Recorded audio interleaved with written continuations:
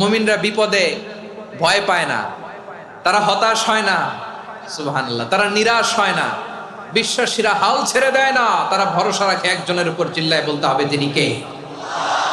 কারণ মুমিন জানে the grief isn't permanent, the test isn't permanent, the struggle in our life isn't permanent. আমাদের জীবনের দুঃখ, কষ্ট, স্ট্রাগল এগুলো পার্মানেন্ট নয়।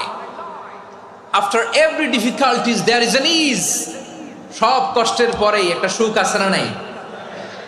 রব্বুল আলামিন বলেন ফাইন্না মাআল উসরি ইউসরা, ইন্না মাআল উসরি ইউসরা, ভয় পেও না, চিন্তা করো না, কষ্টের সাথেই আমি রেখে দিয়েছি স্বস্তি। সুবহানাল্লাহ বলেন।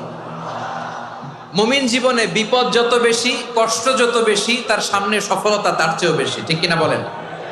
কারণ বিশ্বাসীরা জানে রাত্রি যত গভীর হয় সুবহে সাদিকের সময় তত আগাতে থাকে, গর্ভবতী নারীর পেটের ব্যথা যত বাড়তে থাকে, ঘরে নতুন মেহমান আগমনের সময় ঘনাতে থাকে। মুমিনদের উপর বিপদ, অত্যাচার, আপদ, পরীক্ষা যত বাড়তে থাকে, কালিমার পতাকা উড্ডয়নের সময় কাছে আসতে থাকে। বিশ্বাসীদের এগুলো হিসাব মিলানো অনেক আগে, এগুলো অনেক আগে হিসাব মিলানো।